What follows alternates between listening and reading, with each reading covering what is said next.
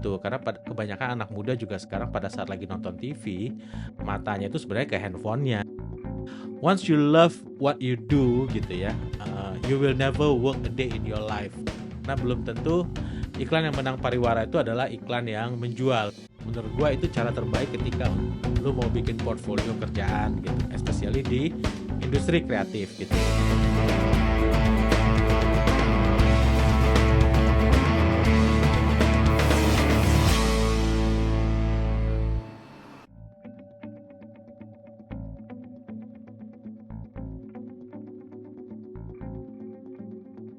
Halo semuanya, selamat datang di podcast Irresistible Insights. Ini episode perdana kita. Salam perkenalan, nama saya Iqbal. Saya adalah pekerja di industri kreatif selama 20 tahun lebih.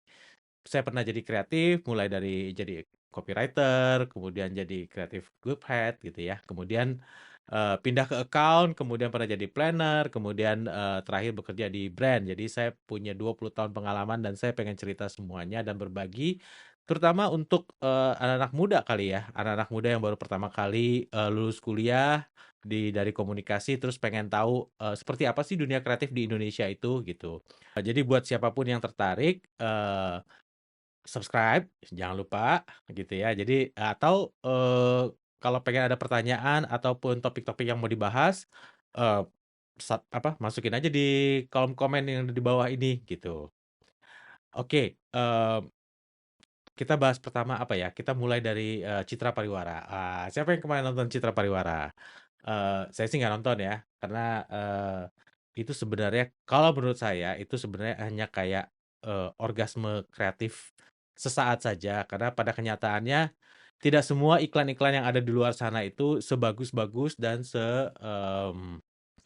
sedahsyat itulah gitu, karena belum tentu iklan yang menang pariwara itu adalah iklan yang menjual gitu. Nanti sepanjang perjalanan podcast ini kita akan bahas terus iklan apa yang efektif, iklan apa yang paling cocok ataupun lebih dari sekedar iklan, kita bahas soal pekerjaan, kita bahas soal teknologi.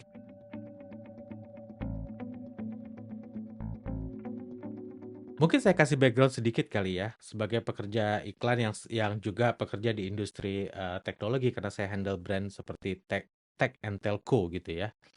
Eee, Pertumbuhan iklan tuh tadinya memang didominasi oleh above the line, misalnya kayak televisi, kemudian billboard ataupun radio. Tapi memang 10 tahun terakhir mungkin itu memang dikuasai oleh digital gitu, karena memang pertumbuhan digital ini sangat signifikan gitu. Kita nggak bicara soal sosial media saja, tapi juga iklan-iklan digital seperti ketika lagi browsing ataupun lagi nonton YouTube, lagi nonton ini kan banyak sekali tuh iklannya dan itu memang yang mendorong pertumbuhan industri kreatif gitu. Bicara soal jangkauan, memang TV itu masih menjadi media yang paling dominan, apalagi untuk menyampaikan pesan gitu. Karena hampir semua orang nonton, hampir semua orang punya televisi di rumahnya. Cuman apakah orang nonton TV di rumahnya itu belum tentu. Karena kebanyakan anak muda juga sekarang pada saat lagi nonton TV, matanya itu sebenarnya ke handphonenya gitu. Jadi tetap aja digital bisa menjadi lebih efektif untuk menjangkau target-target tertentu. Jadi mungkin itu bahasannya ketika kita bicara soal media mana atau medium apa yang paling efektif saat ini untuk menjadi medium iklan gitu. Itu juga kenapa alasan banyak para brand-brand ataupun pengiklan yang sekarang ini lebih banyak mengalokasikan budgetnya itu untuk medium digital gitu. Karena dia ngerasa digital itu bisa lebih terukur, tapi itu akan kita bahas di segmen yang lain nanti ya.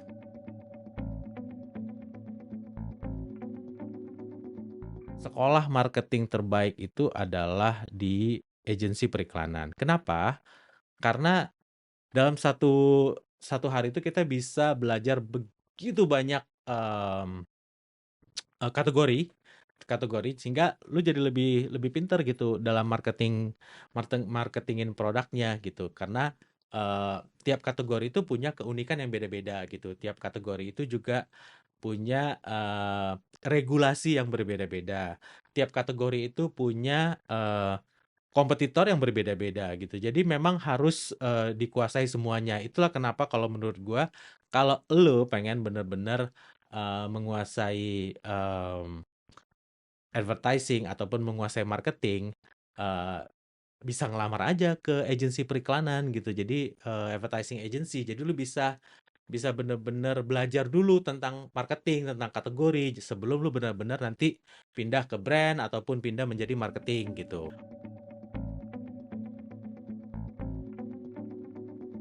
Udah makin banyak sih kota-kota di luar dari Jakarta yang membangun creative hub gitu ya.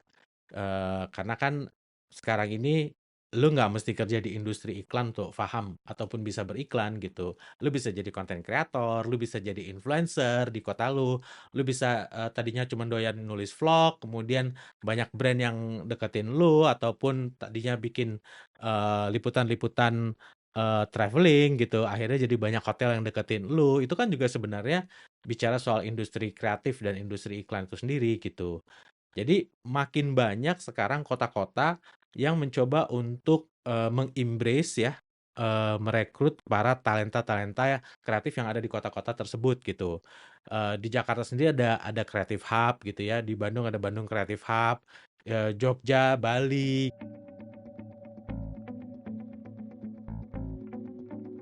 Apa saja sih sebenarnya skill yang lu butuhkan untuk bisa, bekerja di industri iklan gitu. Kalau misalnya dari, sisi sekolahnya sendiri itu ada, sekolah komunikasi, kemudian ada sekolah jurnalistik, kemudian ada sekolah PR, kemudian ada sekolah, desain komunikasi visual, itu semuanya bisa gitu ya.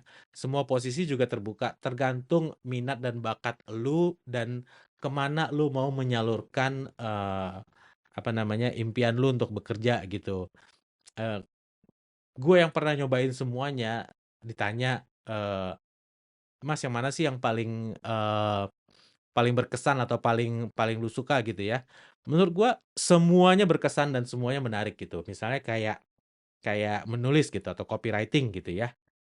Penulis itu kan sebenarnya pekerjaannya unik ya. Lu nggak, is a job that you can never quit gitu. Jadi penulis itu lu nggak bisa berhenti gitu, nggak ada orang yang, "Oh, gue berhenti jadi penulis," gitu. Karena pada dasarnya semua pekerjaan apapun, bahkan administrasi, bahkan, apa namanya, bikin presentasi pun, lu butuh menulis di situ gitu. Punya keahlian spesifik di mana lu bisa merangkai kata-kata dengan indah, merangkai kata-kata yang lebih persuasif gitu, untuk bisa lu masukkan di dalam setiap unsur kerjaan lu gitu. So it's a job that you can never quit gitu. Jadi once lu become a writer, you will forever be a writer gitu. Kemudian ketika jadi account, lu belajar untuk manage, project gitu. Nah, project management itu kan juga dibutuhkan di semua lini ya, gitu. Jadi mau lu kerja di brand, mau lu kerja di, apa namanya, IO, ataupun mau lu kerja di, PR, lu kan manage timeline, lu manage klien, lu manage ini, dan di sana lu belajar untuk, bener-bener, memahami seluk-beluk bagaimana me-manage ekspektasi dari semua stakeholder yang ada, gitu. Kemudian ketika lu belajar production gitu ya, lu jadi paham gitu bagaimana cara mengukur sebuah produksi itu menjadi lebih efektif, menjadi lebih efisien, sehingga lu bisa menghemat banyak, resources gitu di sana. Gua sendiri kenapa kenapa gua pengen, apa namanya, bikin, konten seperti ini di YouTube ataupun bikin podcast seperti ini karena gue ngerasa kayak, gue tuh udah dapetin terlalu banyak, pengetahuan ataupun, network gitu ya dari industri ini sendiri. Jadi gue pengen berbagi nih gitu. Jadi balik lagi gue ngasih tahu ke teman-teman yang masih muda, yang masih masih jauh perjalanannya dan ingin, pengen tahu lebih banyak tentang industri kreatif di Indonesia, pantengin terus, channel ini karena nanti rencananya gue juga akan ngajakin, temen-temen yang, pekerja-pekerja profesional yang ada di industri kreatif supaya bisa sama-sama berbagi, pengetahuan gitu. Ada yang udah jadi CEO nanti, ada yang jadi creative director, ada yang udah jadi, planning director gitu, dan gue yakin perusahaan-perusahaan mereka juga mencari talenta-talenta muda yang berbakat gitu. Jadi jangan segan-segan untuk, share portfolio kalian ataupun, CV kalian di kolom komen gitu, share aja nggak apa-apa, nanti gua akan bantu share juga ke mereka ataupun nanti mereka bisa lihat sendiri, eee, siapa aja nih gitu yang mantengin channel ini gitu. Jadi ya sekaliguslah, karena ini lebih spesifik kan, di mana, orang-orang dari industri kreatif di Indonesia berkumpul gitu dan based on referensi gitu. Atau misalnya, lu masih baru banget dan nggak punya portfolio sama sekali, lu mau bangun portfolio, shout out aja ataupun, DM ke Instagram gue, nanti, kita bisa collab bareng ataupun ngerjain proyek bareng, supaya kalian punya at least punya portfolio yang bagus gitu. Jadi gue juga bisa bantu ngarahin kira-kira, "Oh, sekarang ini industrinya yang lagi dicari tuh talenta seperti apa, atau proyek seperti apa, atau portfolio seperti apa gitu." Informasi-informasi seperti itu sebenarnya sangat berguna sekali apalagi kalau lu bener-bener baru masuk ke industri kreatif gitu. Jadi itu akan membantu kalian untuk bisa lebih memfokuskan diri gitu. Gua sendiri pun dulu punya pengalaman ketika ada 2 tahun bekerja, eee, jadi gue ngerjain, Simpati Telkomsel selama setahun lebih gitu, jadi ada banyak banget projeknya. Kemudian ketika gua, ke luar negeri dan, dapat interview di sana gitu. Jadi diajarin di salah satu interview itu dibilang, "Wah, lu, banyak banget ngerjain kerjaan, telekomunikasi nih, sebaiknya lu, memfokuskan diri lu atau menjual diri lu,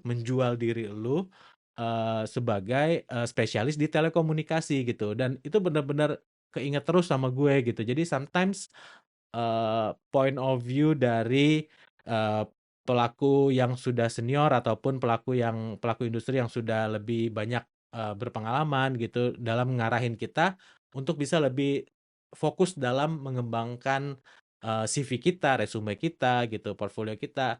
Jadi lewat pembelajaran seperti ini, lu bisa tahu kira-kira ke depannya nanti lu mau arahinnya ke mana gitu.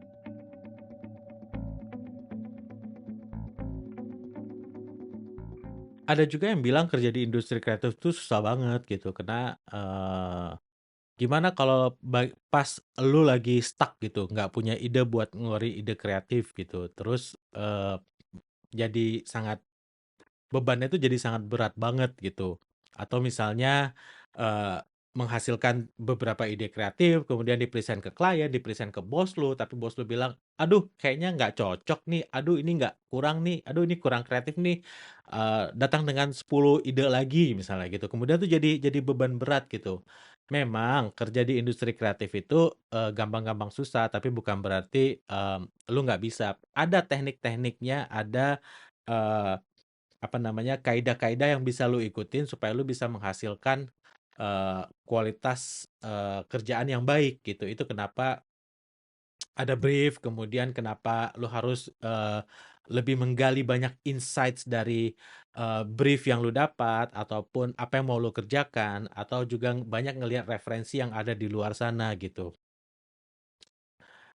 Dan itu semua tercermin dari kerjaan lu gitu, karena ini adalah industri yang menurut gua sangat result oriented gitu. Karena pada saat lu misalnya ngelamar jadi pekerja kreatif atau tuh ngelamar jadi account sekalipun gitu, yang ditanyakan itu adalah, lu pernah ngerjain brand apa aja dan apa kerjaan terbaik lu pada saat lu ngerjain pekerjaan itu gitu. Itu jadi sebuah patokan gitu, you are only as good as your last work, ceritanya gitu. Nah, itu gunanya kenapa kita harus membangun portfolio yang benar-benar terukur dan teruji dan masing-masing itu harus punya, challenge-nya masing-masing dan, apa nih, problem yang berhasil lu solve dari project tersebut gitu. Menurut gua itu cara terbaik ketika lu mau bikin portfolio kerjaan gitu, especially di industri kreatif gitu. Di luar daripada itu sebenarnya untuk mengatasi semua, stres kerjaan ataupun stres nyari ide dan segala macam, buat gua sih kuncinya cuman satu ya, love, tuh itu kenapa gue bikin love di belakang gitu, karena, love itu tuh kayak jadi motivasi utama, love itu bisa jadi energi terbesar lu, source of your energy yang terbesar gitu, karena once you love what you do gitu ya, you will never work a day in your life, itu kata-katanya Confucius gitu. Jadi buat gua sendiri ketika gua kerja di industri kreatif, karena gua memang menyenangi tantangan tersebut gitu, menyenangi challenge ataupun menyenangi problem solving secara kreatif gitu. Karena menurut gua, kayaknya enak aja gitu kalau kita berhasil menyelesaikan salah satu masalah gitu ya, dan kita jadi bagian dari, solusi dan bukan jadi bagian dari masalah gitu. Itu membuat gua jadi lebih pede, membuat gua jadi lebih, ya lebih bahagia aja gitu. Itu kenapa gue senang kerja di industri ini walaupun, tekanannya cukup, berat ataupun tekanan cukup besar ketika lu menghadapi proyek-proyek yang sebenarnya memang, sometimes proyeknya itu eee, kayak udah dead end gitu, tapi gimana cara lu bisa memanuver dan mencari langkah-langkah ataupun solusi yang tepat untuk brief tersebut ataupun untuk proyek tersebut gitu. Oke, gua rasa untuk episode perdana cukup sampai situ aja dulu, nggak terlalu berat gitu ya. Ini cuma sekedar perkenalan gitu ya. Semoga insights yang kalian dapat di episode ini bisa membuat kalian lebih pede ataupun lebih mau menggali ya untuk mengembangkan ide-ide kalian gitu, biar, ide-idenya nggak gampang ditolak gitu ya. Selamat mencoba, sampai ketemu di episode selanjutnya. Terima kasih.